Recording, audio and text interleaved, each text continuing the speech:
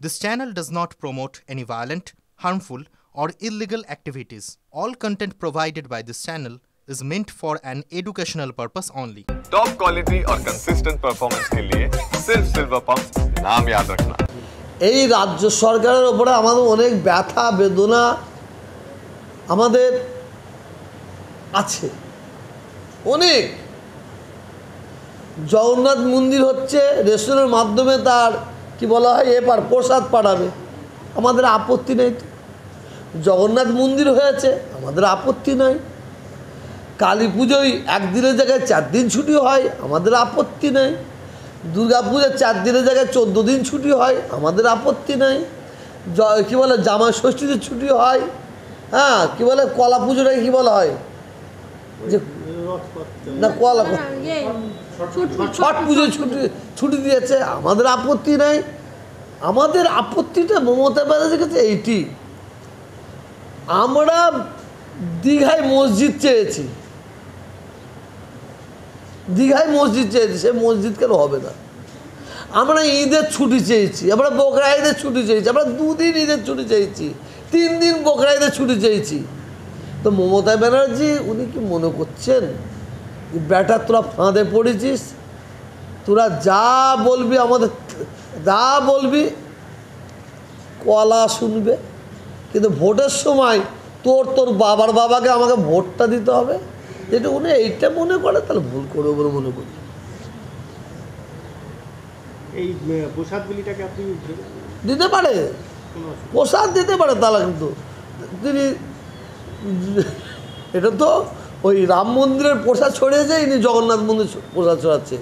তা আমরা ওনার কাছে তো বলেছি দীঘাতে তো শুধু এই হিন্দু ভাইয়েরা যায়নি, কোনো মুসলমান ভাইয়েরা যায়, 40% মুসলমান ভাইয়েরা যায়।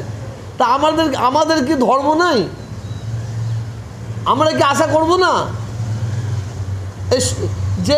যে মুখ্যমন্ত্রী বলে আমার কাছে হিন্দু মুসলিম কিছু নাই, আমাদের সব সমান, সব যদি সমান হয় তো দীঘাতে একটা মসজিদ হবে না? এতে আপত্তি কোথায় আছে? কিসের আপত্তি? আমি তো বললেই তো খারাপ হয়ে যাব। যত পশ্চিমবাংলায় যত থানা আছে প্রত্যেকটা থানায় একটা করে কালী মন্দির করা আছে। এতে তো আমাদের হিংসা নাই। ঠিক আছে, আমার হিন্দু ভাইয়েরা তারা কালী মন্দিরে যাবে, যা পুলিশ প্রশাসনের লোক, তো পুলিশ প্রশাসনের লোক তো মুসলমানরা আছে। ওই পাশে একটা মসজিদ নয় একটা নামাজ ঘর করে দিয়ে যায়, তো একটা পশ্চিমবাংলা হয়েছে। বললে অনেক কিছু বলা যায়, বেশি কিছু আমি বলতে রাজি নই, তাও বলে অনেক বের করে নিলেন, তাই না? দাবি করবেন কি মসজিদ বা এর জন্য? অবশ্যই দাবি করা হয়েছে, আমরা দীর্ঘ 12 বছর ধরে দাবি করছি, 13 বছর ধরে দাবি করছি। কিন্তু মুখ্যমন্ত্রীকে আবার বলছি, মুখ্যমন্ত্রীর কাছে আমার আবার দাবি, এবারে 2026-এ কিন্তু ভয়ঙ্কর খেলা হবে। সেই খেলাটা কিন্তু এবারে বিশেষ করে সংখ্যালঘু মুসলিমরা ভয়ঙ্কর খেলা খেলবে। ওই ব্যক্তিকে যে এমএলএ তার মাকে ভাত দেয় না, যে এমএলএ তার বাবাকে ভাত দেয় না, যে এমএলএ তার ভাইকে ভাত দেয় না, তার বোনকে ভাত দেয় না, সেই এমএলএ মানে মানুষের কিভাবে সেবা করতে পারে বলুন তো? এই ধরনের এমএলএ তো আপনি বলেন আঙুল দিয়ে দেখিয়ে দেবো।